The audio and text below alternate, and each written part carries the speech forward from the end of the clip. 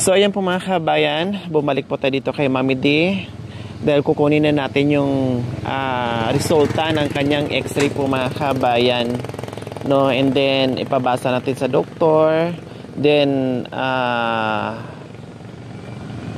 feeling ko po mga kabayan, after basahin yan, magbigay ng certificate yan na pupunta tayo sa center, no? Kasi yung gamutan ng PTB po mga kabayan ay pwedeng maihingiin natin yan sa health center, no? So ngayon po mga kabayan, punta tayo sa hospital at nakadepende tayo, no? Kasi kuwaan pa yan si Mami D ng sputum, no? Ang center po yan kukuha, and then after nun, magbibigay na sila, mag-start na si Mami D uminom ng gamot. Kaya tara po mga kabayan. So same as usual po mga kabayan, nag-igib pa rin po tayo galing sa Rosales po yung ating tubig. Although meron pang tubig dyan mga kabayan, pero ang ginagawa namin tuwing punta ay nagbibit-bit na lang ng tubig po para pang saing, pang inom, pang ligo, lahat na, no? Kaya tipid-tipid kami sa tubig dito mga kabayan pag nandito kami. Mami D, yung damit nyo po, kinuha na? Nilabhan na? Sino naglaba? Kinuha ni Ate Judith.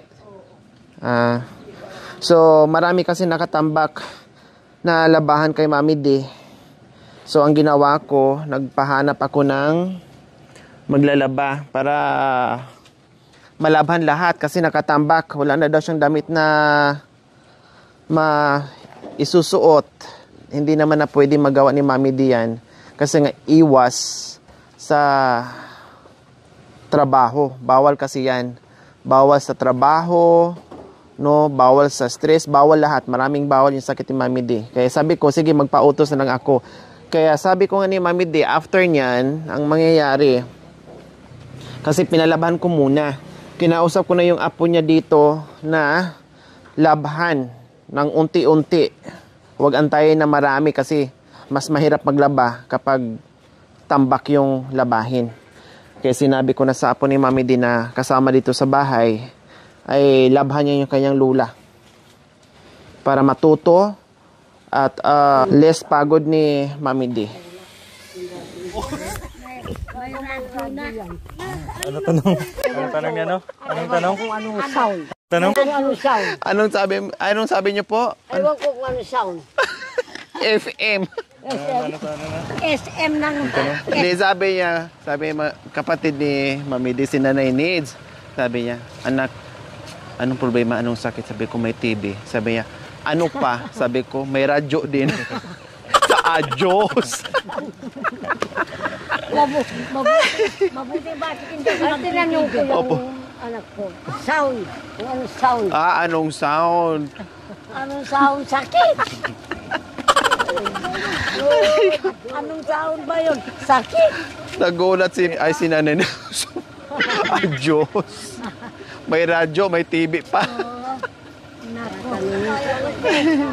May ano po na Nanay Needs, may sakit si Mami D. Yung baga niya may tama. Ano? Hindi. Matalik lang magkanga ng tawa ko. Opo. Wala Ano na Needs? Paano po? Yung sigarilyo. Oo nga. Bakit ako na? Opo. O, excuse muna ha. Mamaya na po ha. Kasi alis na kami. O, bye-bye po. Bye-bye. So, ayan po mga kabayan. Nag-request ako ng Beach W. Si Ate Marites, no? Dahil hindi naman kabisado yung gutad na pupuntahan namin ngayon. At doon po kasi kami makakahingi ng gamot. Pero, hindi pa naman kami kukuha ng gamot ngayon kasi magre-request pa po yan ng sputum. So, malalaman ko po ang resulta mamaya sa x-ray ni Mami D, and then punta kami sa gutad, sa center, no, kung saan doon kami makahingi ng gamot, at kung saan din hihingian din si Mami ng sputum. Agang maaga pa lang po mga kabayan, unang plema, no, na hindi ka pa nakadura, basta unang plema, hihingi yan yung center, then ibigay doon para i-check yan ulit, no? And then sila magsasabi kung kailan natin kukunin yung gamot. Then, syempre may BHW. Pag ang nangyayari kasi mga kabayan sa mga BHW pong mga kabayan, nag-a-assist yan sila sa may mga sakit dito sa community ng barangay, lalong-lalo na itong PTB, no? Sila yan. Pag malapit ang bahay mo, ang ginagawa nila, daily pinapainom kanila, ina-assist kanila. Kasi ang nangyayari po kasi mga kabayan, merong mga pasyente na hindi umiinom ng gamot. Hindi nila alam kung paano inumin. Kahit anong explain mo, hindi nila alam. At naibigay mo na pero nakakalimutan lang inumin. Kasi very strict po yung mga kabayan yung pag-inom nito. Kailangan walang laman yung tiyan mo, hindi ka pa nakakain, then after 30 minutes bago mo inumin. Kaya ang ginagawa po nila para hindi masayang yung libreng gamot galing sa barangay natin, no, gina-guide, ina-assist ng mga BHW. So yun po yung trabaho nila. Kung nga kanina, pag malapit lang daily or every 5 days, ibibigay sa'yo, ikaw na mag-aano. Ang mangyayari siguro baka every 1 month ang ibibigay. Then, nandito naman yung BHW ng barangay. So, pag hindi kaya ni Mami D, inom siya mag-guide. So, malalaman niya, no? And then, bahala na yung mangyari sa resulta mamaya.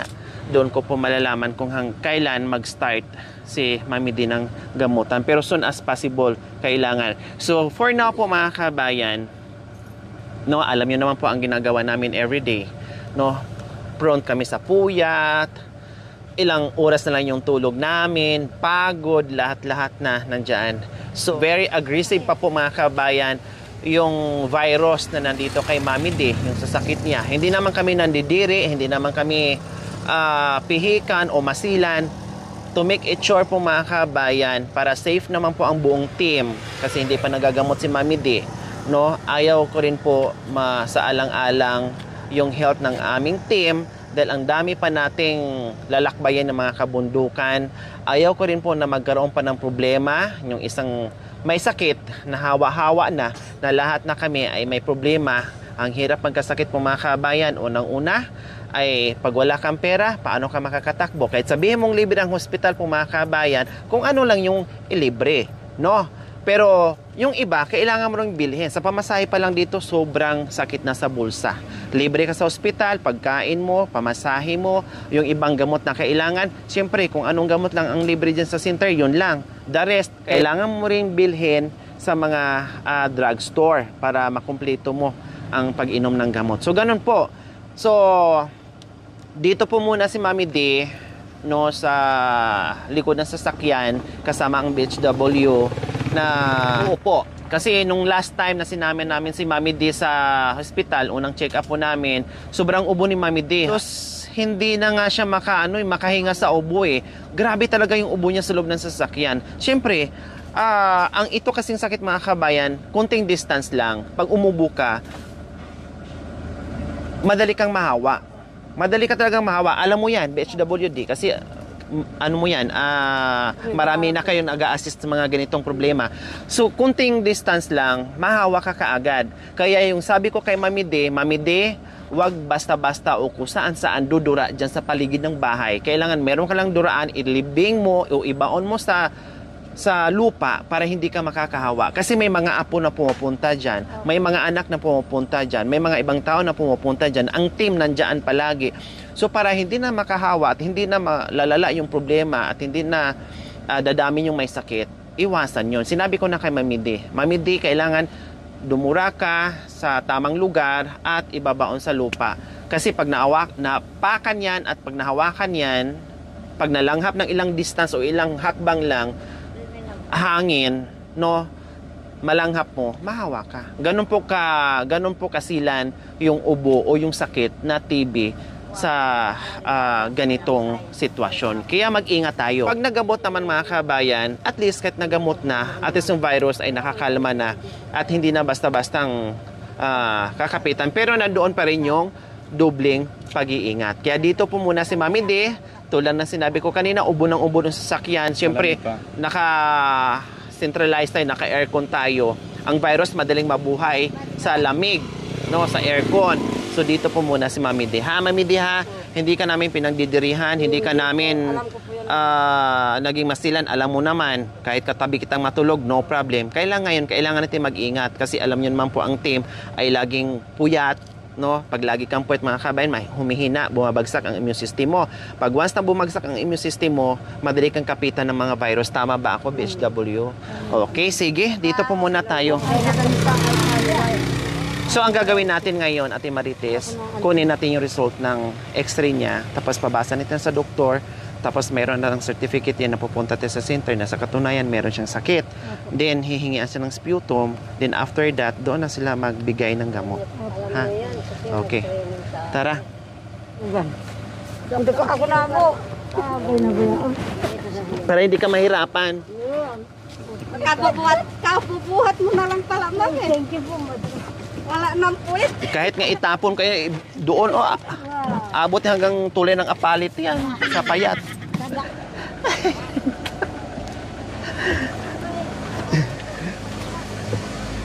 A few moments later.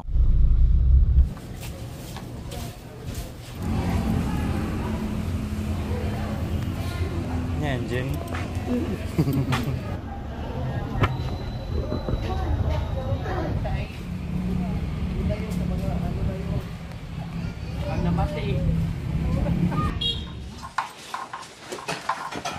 So ayan po mga kabayan, kararating na po namin at naabutan pa kami ng ulan. Ilang oras kami doon sa hospital, siguro more or less na sa 3.5 hours. Kasi dumating kami doon almost 2 PM. Then lumabas kami ng bahay ay anong oras na? Time check? 12:40. Oh, so almost 6 PM na po mga kabayan. 2, 3, 4, 5, 6 o 5 hours po pala or 4 hours ang oras namin para makuha at ma-check up muli si Mami D. So ganito po, ito po yung resulta mga kabayan, no? Bago pa naman ito sinabi ni doktor sa akin kanina, ay alam ko na po yung resulta, no? So ayan po, nabasa nyo po yung PTB with volume loss, both upper lungs po mga kabayan. So ibig sabihin, may natatanggal doon sa dalawang magkabilaang baga ni Mami D po mga kabayan. Plus may pneumonia pa yung kanyang kanang baga. Right lower lungs. Yung baga ni Mami D. So, may pneumonia. So, ngayon ko lang din po nalaman mga kabay na meron palang history si Mami D sa pneumonia or pneumonia before. Ang nangyari nito mga kabayan, of course, ay meron siya dati, pina-check up siguro niya ito, uminom ng gamot, and then after, hindi na nag-follow up check up, hinayaan na lang, basta ang akala niya uminom siya ay gagaling na kaagad. Plus, number 1 po mga kabayan, ay pagod. Number 1 yung pagod, dahil nagtatrabaho pa dito kung ano-ano lang trabaho ni Mami D na para siyang lalaki na lahat na lang ay gawin niya. Kulang na lang mga kabayan, lahat ng obligasyon dito sa buong barangay ay gagawin niya. No, nasubrahan sa sipag na hindi na maganda, ay pinapatay niya yung sarili niya, inaabuso niya yung sarili niya. Ito ngayon ang resulta. Oh, di ba? So, ngayon mga kabayan, may request na kami, no, dapat gagawin to kanina. Kailan po, siyempre, yung for gene expert po mga kabayan, ginagawa lang to siya every morning. So, every morning po yung ginagawa, kailangan walang breakfast o walang laman ang tiyan. Tubig lang ang pwede iinom. No, kuha ng sputum at i-check nila yon. Then after po ma-check nila yon, ay doon po malalaman kung kailan na po siya magagamot.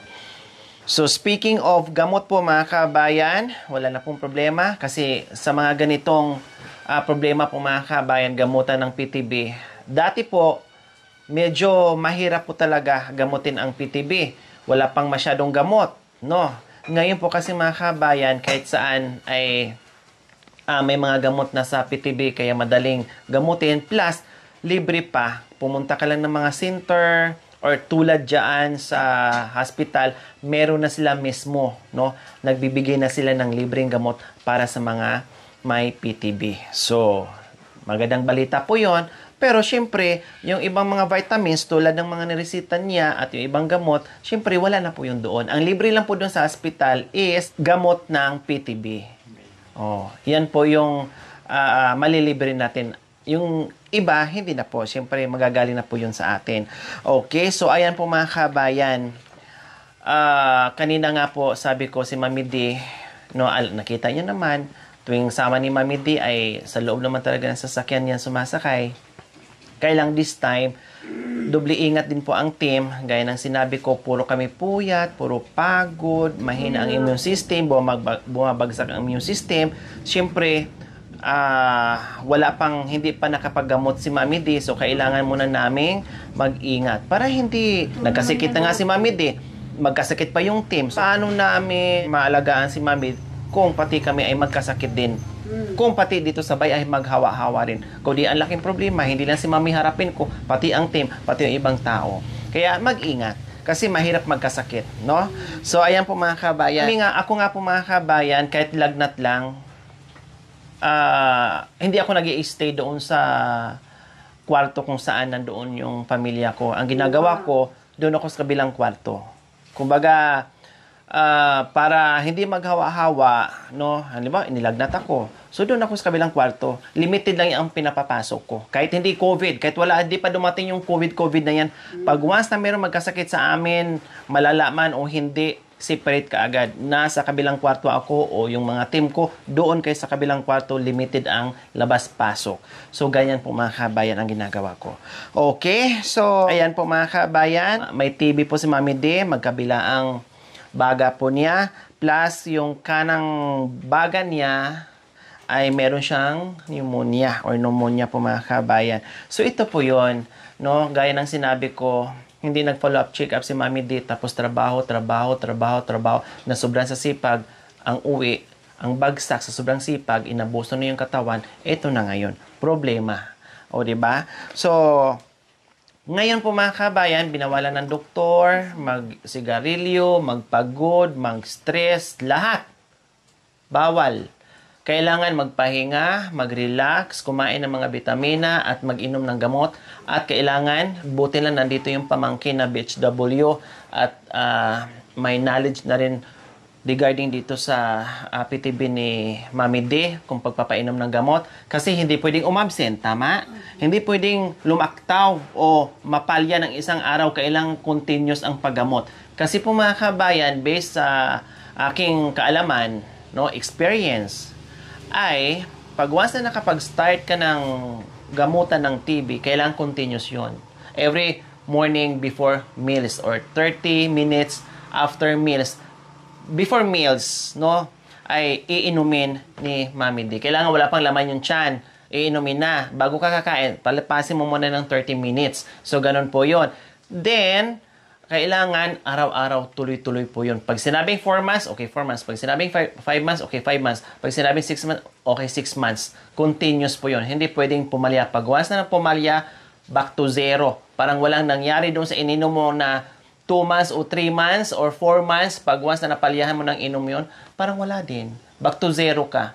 No? Kailangan graduate ka doon sa 6 months. Then, after follow-up check-up, tama ako. Follow-up check-up para malaman kung nandoon pa ba, no? Hindi naman na mabubura yung ano parang mag-ano lang yan, parang blurred lang ng konti. Hindi naman totally yan na matatanggal yung gas-gas, yung tama doon. Hindi po. Hihilumin lang niya yan, no? At tanggalin yung infection, no? At magamot ka para mamatay yung bacteria para yung gana ng kain ni Mami D, no, buti lang kahit papaano ngayon ay maayos naman yung kain niya, no? Para yung katawan niya, nakit paano ay magkalaman-laman. Kaya po pala, sobrang pait ni Mami D na akala mo, pag hinawakan mo yung dito niya, ay parang lumalabas na yung mga ribs. Yun po yun. Dahil siyempre, apektado una is yung lungs nga niya, di ba?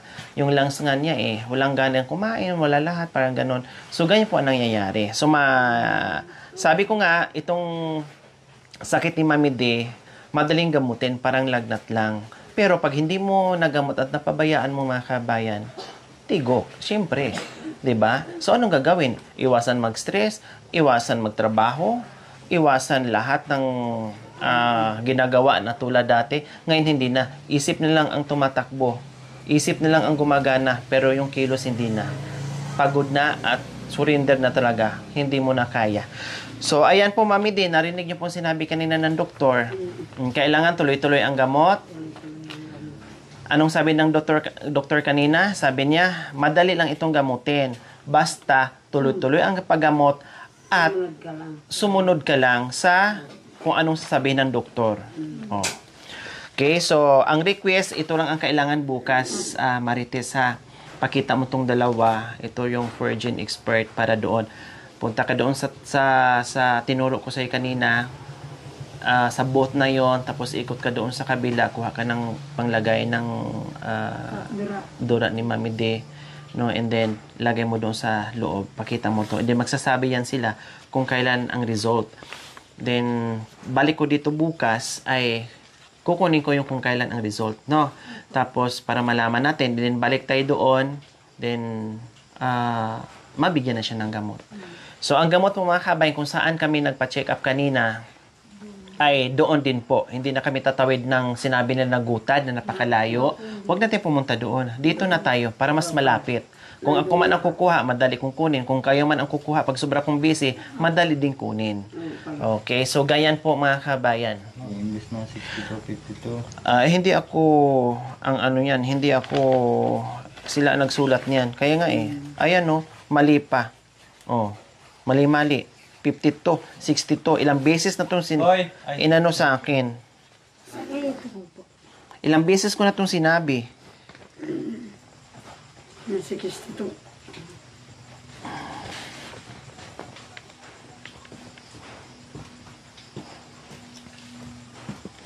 So, ayan po mga kabayan. No, medyo natagalan kami kanina sa hospital kasi ang edad ni Mami D, 52.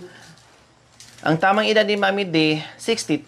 Kaya hindi kami nakapila doon sa senior. Pero may senior kami at senior naman talaga na si Mami D. Kaya kanina sabi ko, bakit ang tagal po namin? Kanina pa, nalalagpasan na kami nahuli sa amin, naunahan na kami. Sabi ko gano'n. Sabi niya, hindi pa naman po siya senior. Sabi ko, senior na po siya. Nandoon sa record nila mali ang pagsulat, mali ang pag-encode. Kaya siyempre nakabase sila sa 52, hindi 62. Ayan. Pero, saka sila nagtanong sa akin kung senior, nung sinabi ko na senior po ito. Kung hindi ako nagsabi, wala. Kaya lang, sinabi na nga nila, patapos na. Second to the last kami. Okay lang, at least natapos. Ganun talaga sa hospital mga kabayan.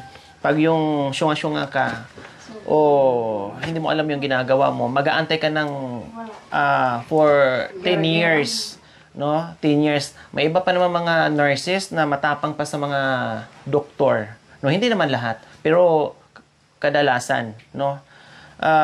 Pagdating mo sa doktor, maayos ang trato sa mga nurses, halos sigawan-sigawan ka lang. Hindi naman lahat mga kabayan. Kaya sa experience ko ay ganyan ang nangyayari. Tulad ngayon mga kabayan, na high blood talaga ako. Pero tapos na 'yun. At least hindi na niya magawa sa iba. Okay, so ayan, Marites ay ito ipakita mo bukas ha. Tapos yung ito, wag mo na lang itong galawin. Basta ipasok mo na lang ito after nito ha. Kasi nandito rin may mga palatandaan ako dyan. Plus itong gamot ni Mami D ay pinainom ko na sa Mami D. Vitamins kasi ito. Huwebes bukas, tama. So bukas ng pagkatapos siyang kumain ng kanin, painumin mo ng isa ha. Baka mamaya 3 na naman, 2 na naman. Isa. Pag sinabing isa. Vitamins 1 beses sa isang araw. Ito kasi, ang vitamins, depende po mga kabayan, kahit anong oras. Kaya lang ito, ang sabi ko, before bedtime or after dinner, kasi pangpaantok din ang yung vitamins niya.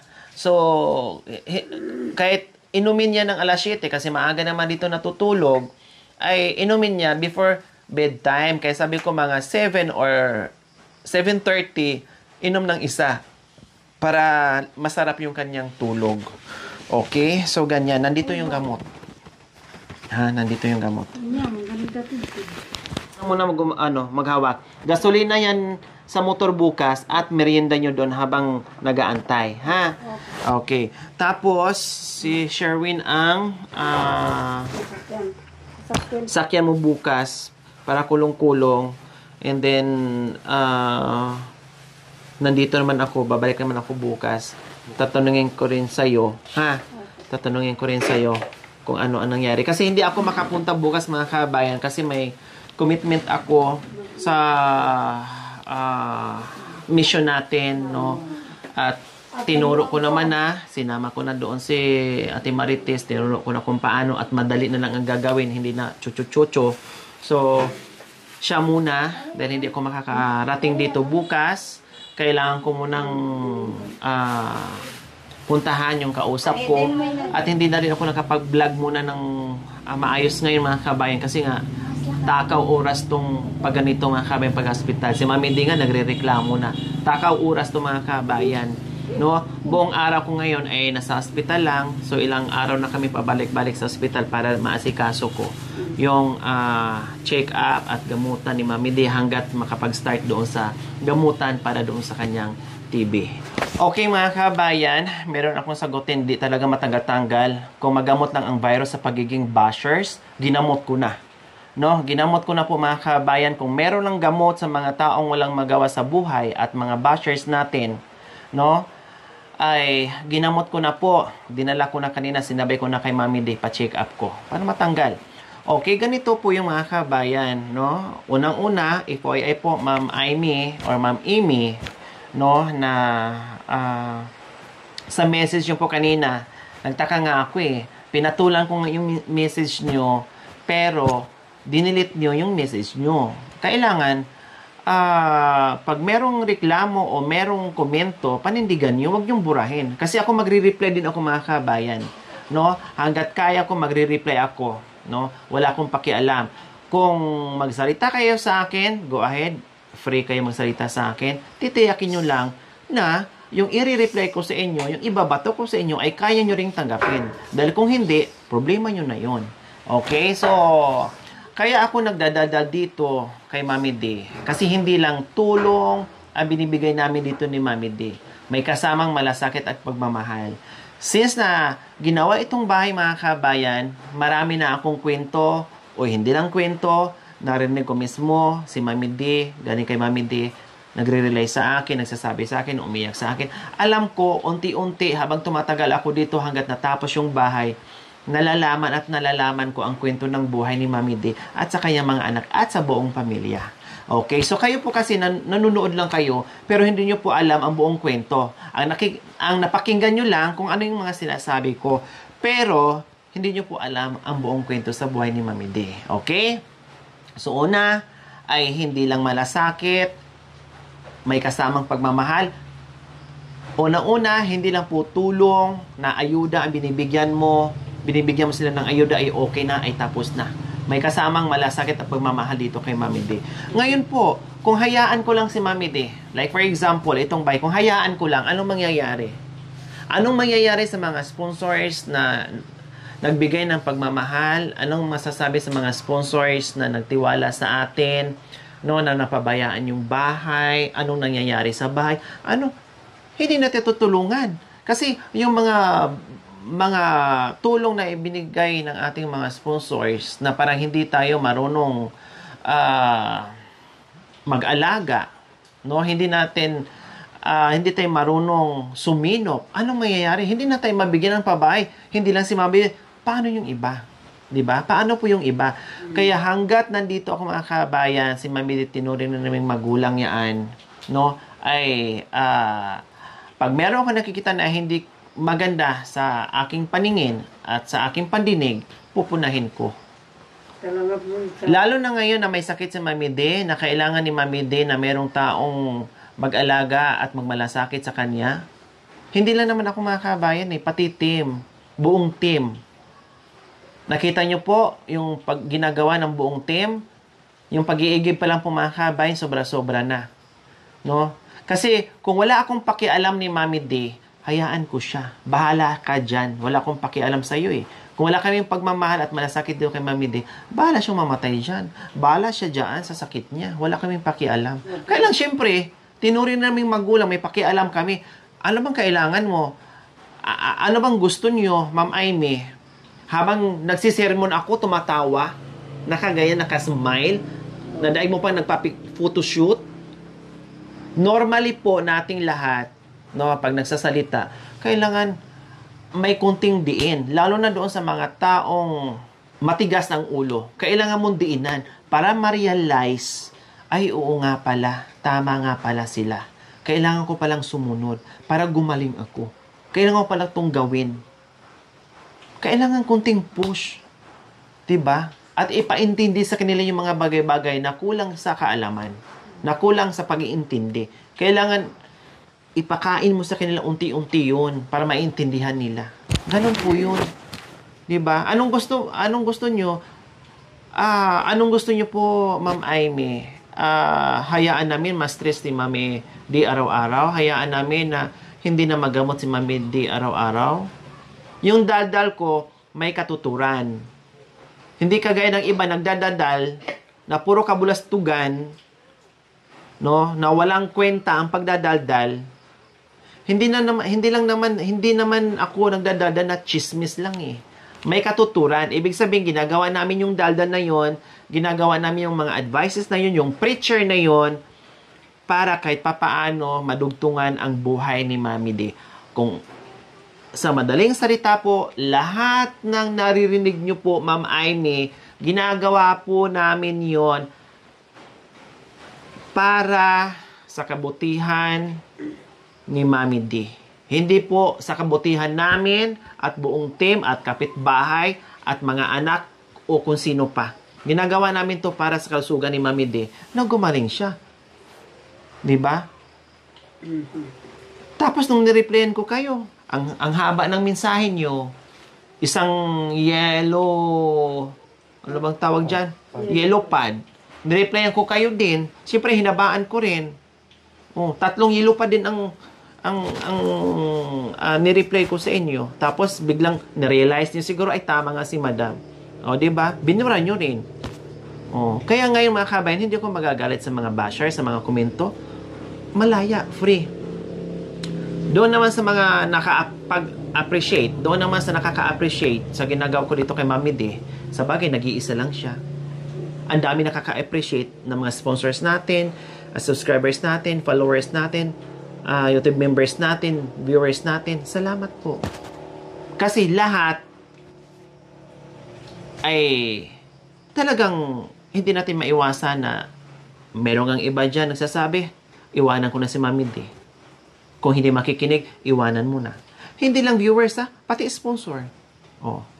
Nababasa, iwanan mo na si Mami D. Kung hindi makikinig pa rin, iwanan mo na. Useless ang pagod mo, Lori, ang layo ng inuuwian mo. Oh, salamat dahil na-appreciate nyo. Yung iba naman, ganito pala. After magawa ang bahay, ganyan na. Bakit hindi nakikinig? Na ang ginagawa mo naman ay para gumaling si Mami D. O, diba? Nasasabi po nila yon mga kabayan, yung ganong mga komento. Meron pa isang sponsor natin na hindi naman daw sa nanunumbat sa laki ng tulong niya. Pero bakit naging matigas si Mami D ngayon na para naman sa kalusugan niya? Hindi natin sila masisisi mga kabayan na magalit o magtampo yung ating mga sponsor, yung ating mga subscribers, followers, YouTube members, viewers, kahit ako. Hindi masisisi yan ni Mami D at sa buong pamilya. Ibig sabihin, nagsalita sila ng ganyan, nag-react sila ng ganyan kasi may pakialam sila ni Mami D.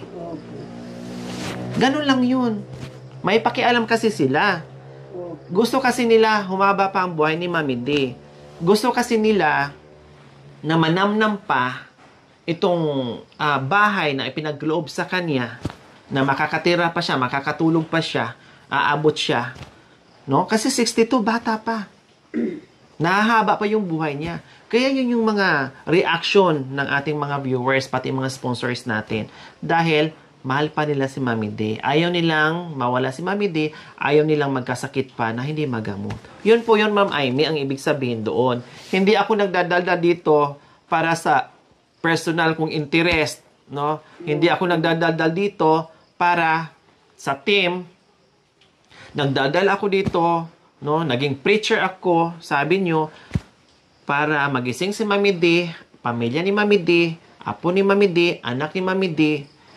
Dahil hindi huli ang lahat, ay pwede pa nila yung baguhin yung mga bagay-bagay po mga kabayan. Kumbaga, mabigyan pa nila ng panahon si Mami D, no, na may care sila, may pagmamahal sila, no, dahil nga ay may sakit ngayon si Mami D. Yun po yung mga kabayan, ha? Kaya, salamat doon sa lahat na nakapag-appreciate at salamat din doon na sana gumaling si Mami D sa mga nagdasal. Salamat kay mga kabayan. Maraming salamat sa walang sawang pagmamahal. Siyempre, nandiyan pa rin sa dami ng natulungan mga kabayan ng ating mga sponsors ay patuloy pa rin po sa pakikiisa sa ating munting adikain. Salamat sa lahat ng mga sponsors natin. Thank you so much. Walang pagsisidlan yung pasasalamat namin sa inyo. Then, may nagpaabot po dito para dito sa gamutan ni Mami D, yung expenses namin dito ni Mami D, no, nagpaabot Ate Peachy from Brooklyn, New York, nagpaabot mo ng 5,402.10. Then from Ate Mary Jane Busher, nagpaabot mo ng 6,220.76. So ito po mga kabayan, since day 1, no, since day 1 po mga kabayan, sa check-up ni Mami D, pabalik-balik sa hospital, no, at bili ng gamot, no, and then marami pang paparating mga kabayan na expenses dito sa gamutan ni Mami D. Sabi ko nga kanina, yung mismong gamot ng TB niya ay mahihingi namin. Siyempre, yung ibang kailangan pa namin mga kabayan, no, ay tuloy-tuloy pa rin po yung gastusan. Kaya maraming salamat po muli, Ate Peachy from Brooklyn, New York, 5,402.10, and from Ate Jane, from Ate Mary Jane Busher, 6,220.76. Maraming salamat po sa walang sawang pagmamahal na talagang hindi nyo po kami iniwan. Ganun pa man, naging problema natin sa pamilya ni Mami D, sa mga anak ni Mami D, pati kay Mami D, no, natigasan kayo sa ulo ni Mami D. Alam ko nagtampo yung iba, no, nagalit yung iba, nagtampo. So naintindihan po namin 'yon dahil totoo naman talaga, no. So kailangan lang ni Mami D, kahit doktor ngayon na sinabihan siya, kailangan sundin, sumunod lang, magagamot at gagaling. Pag hindi, ibig sabihin, wala na tayong magagawa. Sabi ko nga, kahit anong gawa ko o pagmamahal ko ni Mami D, kung hindi naman niya mahalin yung sarili niya, kung hindi naman niya tulungan yung sarili niya, anong magagawa ko? Anong magagawa ng team? Anong magagawa ng gamot? Anong magagawa ng sponsor na nagbibigay ng tulong? Kung di baliwala ang lahat. Di ba? Baliwala ang lahat. Kaya, salamat. Kahit anong problema ay nandyan pa rin kayo, hindi kayo bumitaw. Maraming salamat po. Maraming salamat po sa dasal ninyo. At andito po kami. Palim po ako. Iikutin na naman namin yung buong bundok ng Pampanga. Hanggang boundary ng Pampanga, boundary ng Zambales. Itakantado sa bundok. Wala, inaanak ko. Anak ko, oo. Pera yan, anak ko. Kala mo. Sabi ni Mami din, na-interrupt siya sa brown butterfly po mga kabayan. Pera daw po yan. Sana nga lilipad ng pera. Ba nagsasalita si Mami din, nilapitan ng malaking butterfly. Salamat po, Lord. Init, Mami D. O, biro mo ha. Biro mo mga kabayan. Ang dugo ni Mami D, 80/40 or 60/40 po mga kabayan. Nung naasikaso ko, pati si Ate Judith na nilagay ko dito at tinuro ko na Ate Judith kung ano yung dapat niyang gawin na ipakain dito kay Mami D. Ang bilis. Kanina, Mami D, naging 100 over ano? Nakalimutan ko yung over. Basta nag 100 na yung dugo mo, di ba? Oh, nag 100 na. 40 po. Oh, di ba? So medyo mababa pa rin yung over, pero at least yung ano, nag 100 na, hindi yung 60/40, 80/40. Oh. Tapos nung huli ay nung bago yung huli mga kabayan 90/40, tapos ngayon 100. Di ko lang masyadong narinig yung over. Sabi daw niya 40. O kaya may vitamin siya ngayon, maganda yung vitamins niya. Kasi pangpatulog, pangpagana sa kain, pangpatulog, yun ang kailangan. So, ibig sabihin, rest, pahinga. O, Mami D, maliwanag na sa inyo yung mga bawal. Wala naman, anak. Oh. Bawal. Hindi na po ako magsasalita, Mami D, ha? Na, Mami D, bawal, Mami D, bawal, Mami D, bawal. Kasi pag nakita ko na ang bawal ko sa'yo, binawal ng doktor at binabawal ko sa ginagawa mo pa rin, sabihin ko na lang sa sunod, Mami, gawin mo yan lahat. Mami D, gawin mo yan lahat. Mami D, bungkalin mo yung bahay mo, lipat mo sa kabila. Makanya na lang, Sabihin ko sa sayo, ma'am, pag ginawa niya. Mami D, lahat ng barangay, palipat mo yung mga bahay na buhatin nyo po. Para mabilis. Mga kababayan, magandang gabi po. Lalo na po yung mga San Isidro. Yung nakita ko kanina, Angelica yata yung pangalan. Mahalin mo yung sarili mo. Bago ka magmahal doon sa mga anak mo, bago ka magmahal doon sa mga apo mo, sarili mo muna. Oh. Huwag mong pabayaan. Lalo na yung doon-doon, pag sinabi, inang, ibig sa pagtawag ng tawag, ibig sabihin na anak ko, walang pambiling biskuit. Problemahin mo pa ba yung biskwit na yan kasi sa sarili mo na mamatay ka na? Oh, saan ba mas malaki problema? Yung biskwit na hiningi nila, na malalakas naman sila, may mga kamay naman sila, kompleto naman sila, o yung sarili mo ngayon na palyado na yung baga mong dalawa? Magkabilaan. Baby ko, huwag ka lalapit dito. Naku, Mami D, bawal na bawal yun. Gusto mo magkasakit yung apo mo, yung anak mo, sila naman ang... Hindi po pwedeng lalapit sa inyo. Kumusta po kayo dyan? Kumanganta mo po. Ay, sumagot, Mami D. Huwag nyo kaming kumustahin, Mami D. Kayo ang kumusta, sabi. Thank you for watching. Don't forget to like, share, and subscribe.